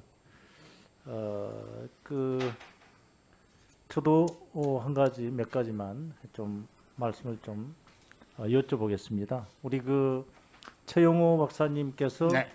이게 이제 지난번에 이제 그 참여정부 때 실질적으로 최초의 이제 조사를 하신 거 아니겠습니까? 그렇습니다. 근데 이제 저도 그 자료들을 많이 봤어요. 특히 이제 우리 여기 박사님께서도 이게 적시를 해 놓으셨습니다만은 그 당시에 법제처의 법적 해석, 유권 해석. 네. 저는 매우 좀 뭐랄까 과연 그 해석이 합당한 해석이었느냐 거기에 대해서는 의문을 좀 갖고 있습니다. 제가 개인적으로요. 왜냐하면은 그 당시의 법제처 해석이 2가지가 있죠. 하나는 헌법에 의한 전시사변이 아니었다. 그 문제고요. 그 다음에 군인보수법에 법적 근거가 없다. 그거 아니겠습니까? 과연 헌법에 의한 전시사변으로 우리가 해석을 안 하게 되면 월남전에서 전투로 인해서 사망하거나 다친 분들 있지 않습니까? 그게 이제 다른 법령에 의해서 국가유공자유해법 등 다른 법령에 의해서 전사로 지금 하고 있지 않습니까? 그럼 그거 상충이 돼요. 네, 전쟁 행위를 안 했는데 어떻게 전사가 됩니까? 그런데 전투근무수당의 법적 근거를 안 주기 위해서 그 월남전은 우리 헌법에서 말하는 전시사변이 아니다. 이렇게 생각. 그 당시에 헌법은 등자가 들어가 있지 않습니까? 전시, 사변 등. 네. 그래서 유권 해석을 왜 그렇게 했는지 매우 저는 아주 지금 와서 생각하면은 그 합당하지 않다. 그게 그 해석이 전부 다 사법적인 판단의 근거가 돼버린 거죠. 그러다 보니까 오늘까지 이렇게 이제 흘러왔는데요. 그래서 이 문제는 전투 근무 수당이 여러 가지 아까 우리 박사님들 말씀을 많이 해주셨는데 과연 법적 근거가 있느냐 없느냐 이거부터 출발을 해야 된다고 봅니다. 그래서 그 당시에 법제처의 정부의 유권 해석 그걸 다시 한번 봐야 되는 거 아니냐 그렇게 생각을 하는데요. 그래서 아까 우리 박사님께서 말씀하셨듯이 명백한 입법 부작위도 해당이 된다. 그럼 입법 부작위면 헌법 소원의 대상이 되죠. 예. 또 거기에 대해서 정부 관계자가 17조 시행령 왜 정하지 않았느냐. 비상대비법으로 만들어놨다. 대비다. 그게 저 이 해석도 이 발언도 좀 이상해요. 저는. 그래서 법적 근거와 관련해서 저는 이제 그렇게 안내를 하죠. 헌법 소원의 대상이다. 저는 그래 보는데 거기에 대해서는 우리 박사님 동의하십니까? 그렇습니다. 예. 제가 이미 발표드린 바와 같습니다. 네, 네. 그래서 그렇게 생각을 하고요. 그 다음에 우리 아까 그 신종태 교수님 고엽제 관련된 경우도 우리가 좀 아쉬움이 있지 않습니까? 예. 그때 우리가 이제 소송 참가 당사자로서 참가를 안 한 바람에 이제 또 나름대로 기판력이 이제 벌써 이제 형성이 돼 버렸는데요. 지금 우리 대한민국의 그 고엽제에 해당되신 분들이 소송을 제기할 수 있습니까? 그거는 위원장님 제가 법적으로 잘 모르겠습니다. 제가 정확하게 지금 할 수 그러세요? 있는지. 예. 우리 박문원 박사님 또 법률 전문가신데 그 한번 생각을 해보셨나요? 아니 그 검토를 해보지는 못했는데요. 뭐 소송 형태가 뭐 어떻게 일단 진행되는지 미국에서 일단 그 내용도 잘 몰라가지고 예, 혹시나 나중에 시간이 되면 한번 검토해 보겠습니다. 예, 예. 그리고 우리 저 국방부의 저 박길성 국장님, 예, 좀 앞으로 좀 발언대로 좀 나와주십시오. 아까 형평성의 문제가 아까 이제 논의가 됐었는데요. 제가 말씀드릴 때 6.25 전쟁과 월남 파병 전사의 문제가 있었어요. 그런데 우리 6.25 전쟁의 전사자, 정부가 지금까지 공식적으로 인정한 전사자가 13만 7천 명인가요? 알고 계십니까? 정확한 숫자는 잘 기억. 그 정도 될 네, 겁니다. 네, 네. 그런데 문제가요. 그 중에서 그 유가족이 있는 분들, 그러니까 배우자가 있거나 이제 그 자녀들이 있거나 한 분들이 3만 7천 명이라고 합니다. 그래서 그 부분들에 대해서 이제 수당을 지급하고 있지 않습니까? 그 수당의 종류는 여러 가지 이제 분류해 가지고 재적 유자녀에 대한 수당 뭐 여러 가지가 있는데요. 문제는 제가 말씀드리고자 한 것, 그것은 이제 입법 조치가 돼 가지고 차별적으로 지금 현재 차등적으로 지급은 하고 있지만 지급을 하고 있죠. 그렇지 않습니까? 예, 예. 그런데 문제가 우리가 현재 이제 여러 가지 화살머리 고지라든지 백마고지라든지 다부동 전투 격전지라든지 거기서 여러 가지 이제 유해 발굴을 하고 있어요. 그런데 그 전사 6.25 전사자들에 대한 그 사망 보상금 이게 일률적으로 국가가 직권으로 조사해서 지급을 해드려야 되는데 그게 어떻게 되고 있습니까? 법원에 소송을 해야만이 그것도 1,000만 원을 환율을 계산해서 1,000만 원을 지급하고 있습니다. 알고 계시죠? 예. 그러면 이것도 마찬가지라는 겁니다.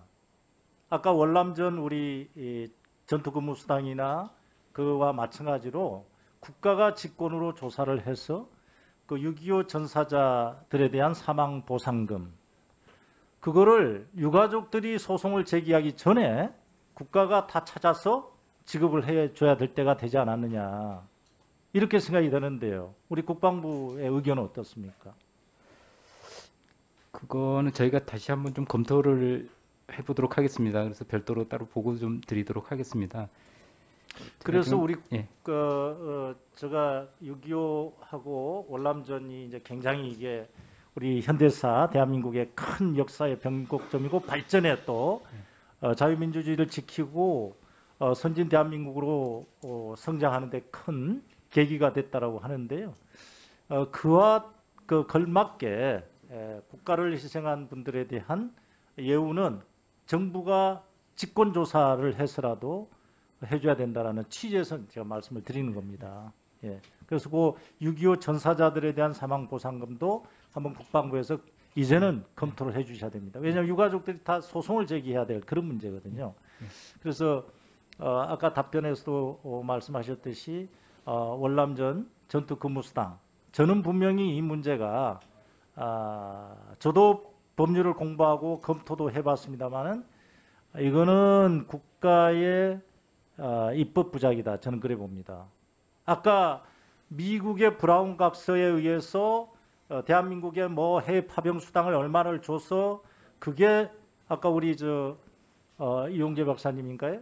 그 해외 파병 수당과 전투 근무 수당이 혼용이 돼가지고 어떤 전체적인 액수는 뭐 줬다고 어떻게 해석을 그렇게 하시는지 모르겠습니다만은 저는 그거와는 별개로 우리 국내법상의 군인보수법 63년도의 군인보수법 자체가 현재까지도 입법 부작이다.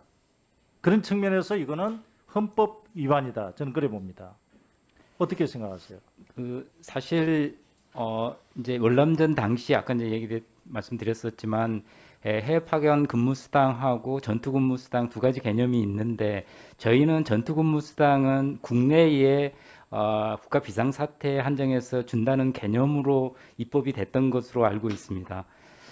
그 이후에 일어났던 그 법 체계가 지금까지도 사실 유지되고 있다라고 보시면 되겠습니다. 지금도 전투근무 수당은 국내의 비상사태에 심한 지급하도록 되어 있습니다. 자, 그러면 해외의 사례는 어떻게 되냐? 해외 파병의 경우는 지금 해외 파견 근무 수당을 차등해서 지금 지급 비율을 정하고 있습니다. 뭐 말이냐 하면 그 파견 지역의 어떤 위험도, 즉 그 전쟁 지역이냐 아니냐, 그 다음에 임무가 전투 임무냐 아니냐 이런 것들을 구분해서 등급을 각각 나누어 가지고 그 등급별로 차등해서 지급하도록 해외 파견 근무 수당이 지금 체계가 되어 있습니다. 그래서 예. 거기에 어느 정도 그 위험 수당에 대한 부분이 포함되어 있다라고 저희는 보고 있습니다. 그러면 그래서 법 체계에 안 맞다는 거죠. 아까 제가 말씀드렸잖아요. PK 활동에 있어서 전투 위험 지역에 가서 전투 행위가 있었어요.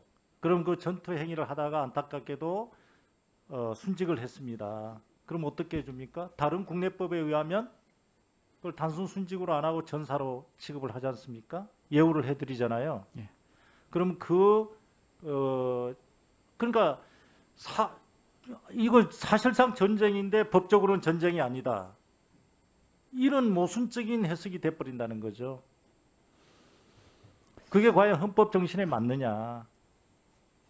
저는 일관된 해석이 아니다. 저는 그래 보고요. 그래서 그 해석이 과연 맞는지 좀 의문이 저는 있다. 그런 말씀을 드리고 그거는 뭐 또 정부의 입장이니까 그렇게 말씀을 해주셨다 이거죠. 예. 그리고 그러면 저는 뭐 이 정도로 말씀을 드리고요. 우리 강대식 의원님, 예, 죄송합니다. 예, 질의해 주십시오. 예, 저는 오늘 두 개 위원회 왔다 갔다 하다 보니까 내가 지금 다 공청회에서 5분의 우리 박사님들 이야기 다 듣지는 못하고 제가 또 궁금한 게 있어가지고 뭐 한두 가지만 좀 여쭤보겠습니다. 월남전 참전 군인들만이 아니고 6.25 때 우리 소녀병도 지금 있고 여러 가지로 국가에 대해 희생이라든지 및 공헌했던 이런 분들한테는 합당한 예우와 보상은 꼭 이루어져야 된다고 저는 생각을 하고 있는 사람입니다. 이용재 우리 박사님께 한번 여쭤보겠습니다. 국내외 정부기관의 비밀 문건들이 공개가 되고 또 관련 자료들이 계속 발견된다고 하셨던데, 6.25 때 우리 소녀병도 있고 여러 가지로 6.25 때 우리 소녀병도 있고 여러 가지로 합당한 예우와 보상은 꼭 이루어져야 된다고 저는 생각을 하고 있는 사람입니다. 이용재 우리 박사님께 한번 여쭤보겠습니다. 국내외 정부기관의 비밀 문건들이 공개가 되고 또 관련 자료들이 계속 발견된다고 하셨던데 이 자료들에 대해서 혹시 국방부라든지 아니면 보건처라든지 정부 부처에서 혹시 답변은 들으신 적이 계십니까? 제가 직접적으로 그 답변은 뭐 이렇게 듣지는 못했고요. 네. 이제 이런 연구를 통해서 관련된 참고 문헌 이런 것들을 이제 연구해 보니까 그동안 그 변천 과정이라든가 이런 것들을 일부 이렇게 그 확인은 할 수가 있었습니다. 네, 확인할 수 있었어요. 혹시 국방부 보건복지관님 이에 대해서 어떻게 생각하시는지?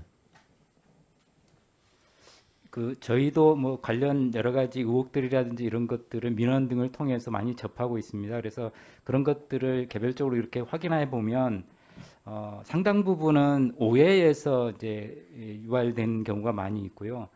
또는 이제 사실이 아예 아닌 경우도 있고, 또는 이게 사실인지 아닌지 근거가 약간 좀 약하고 확인할 방법이 없는 또 그런 사항들도 있고 그렇습니다. 예. 우리 박문원 박사님께 한번 여쭤보겠습니다. 진술 요지에서 보면 다른 보건 대상자와의 형평에 반할 여지가 있다 이렇게 하시는 구체적인 어떤 사례가 있습니까? 구체적인 어떤 사례가 있습니까? 제가 이제 말씀드리고자 한 거는 한국전 참전 용사들하고 그 차이를 말씀드린 거고요. 그래서 네. 그러니까 기준이 있으면 하향 평준화가 있고 상향 평준화가 있는데 하면 상향 평준화를 시켜서 다른 그 참전 유공자나 그런 분들도 같이 보상을 해줘야 된다는 차원에서 형평성을 얘기한 거고요. 네. 형평성 문제 때문에 안 된다는 게 아니고 네. 같이 다른 분들도 상향시켜줘야 된다는 그런 취지입니다. 물론 뭐 예. 모든 면이 긍정적으로 이렇게 생각하는 부분이 좋겠죠. 좋겠는데 이 다른 어떤 보건 대상자들하고의 뭐 동등하게 가야 된다. 저는 그렇게 생각하는 사람 중에 한 사람입니다. 요것만 묻겠습니다. 네. 예. 다 하셨어요? 예. 예. 한기 의원님. 예. 지금 실제로 이제 제가 국방위원회 너무 오랫동안 있으면서 지난 과정들을 보면 이 법을 만들려고 하면 굉장히 벽에 부딪히는 게 법제처에서 우선 문제를 삼습니다. 옛날 대법원 판례도 있기 때문에. 그래서 정말 이분들한테 우리가 현실적으로 해드리겠다 하는 의지를 확실히 가지고 추진해야 되고, 그러려면 정말로 필요한 우리가 예산만 태우면 될 수 있는 이런 일들마저도 소홀히 한다는 거예요. 그래서 저는 이번에 아까도 우리 위원장님이 얘기하신 6.25 참전 유자녀, 또 소년, 소녀병, 우리 저 강대식 의원님이 하시는 이런 분들까지 포함해서 이제 생존자들이 많이 남지 않으신 분들 이런 데 대해서는 파격적으로 그들이 특별법이 아니래도 저 정도면 됐어, 이렇게 해드리면 될 것을 너무 정부가 미온적으로 하기 때문에 여기까지 온다는 거예요. 아까도 이제 얼마를 해드리는 게 적정하냐 이런 얘기가 나왔지 않습니까? 그러면 법을 만드는 게 지난하고 힘들다면 그러면 우리가 의지를 가지고 풀으면 되죠. 왜 안 푸느냐 이거예요. 결국은 계속 논란만 갖게 하는 것은 정부가 너무 미온적으로 하기 때문에 그런 거예요. 지금 35만 원인가요? 지금 월 드리는 게? 아니 파격적으로 드려보세요. 그럼 왜 이걸 가지고 자꾸 논의를 하겠어요. 법을 만드는 게 힘들면 다른 방법인데 다른 방법은 아예 하려고 생각 안 한다 이거야.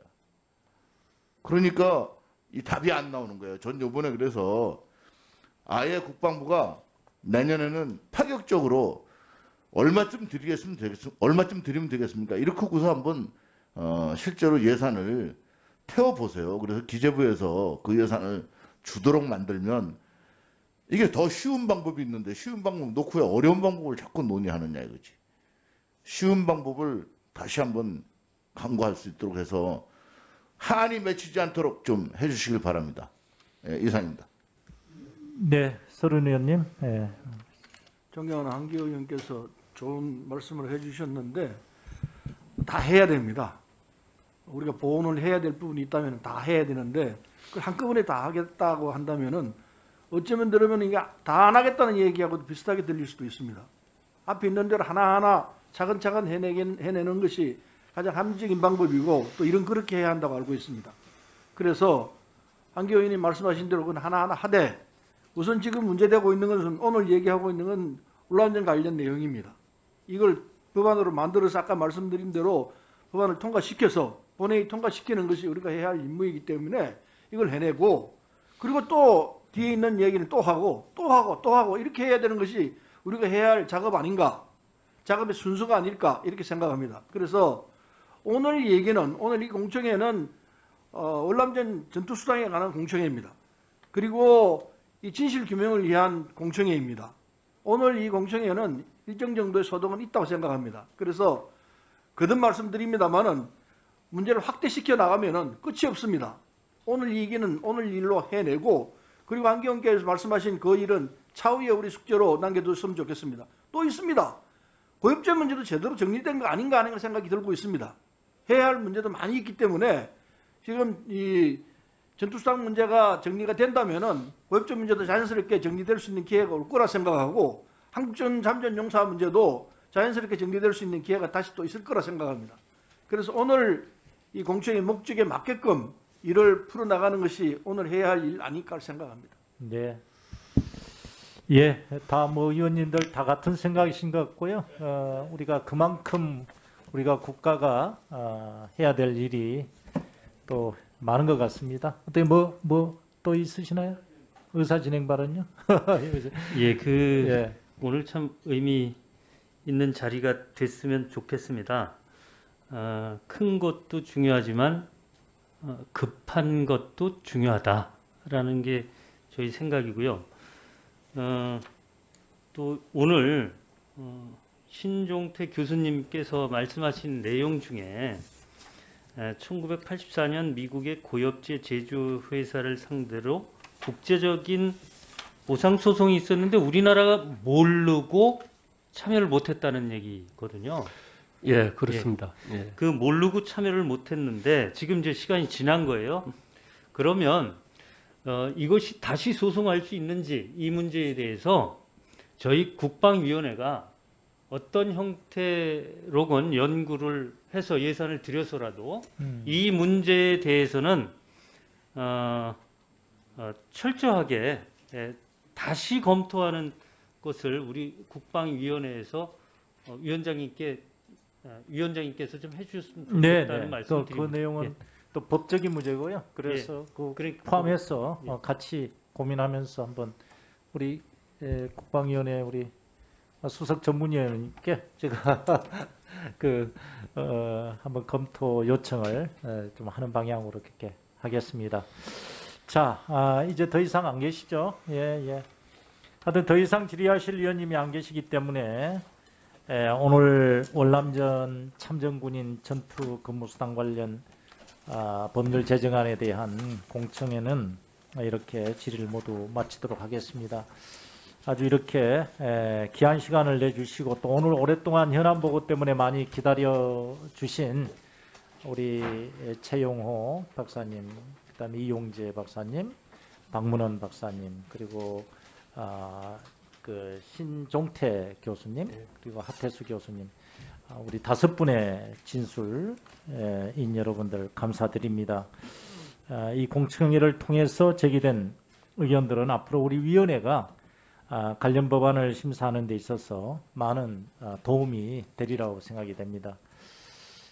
오늘 공청회에 참석해 주신 진술인들께 다시 한번 감사의 말씀을 드립니다. 그럼 이상으로 오늘 회의를 마치겠습니다. 사안회를 선포합니다.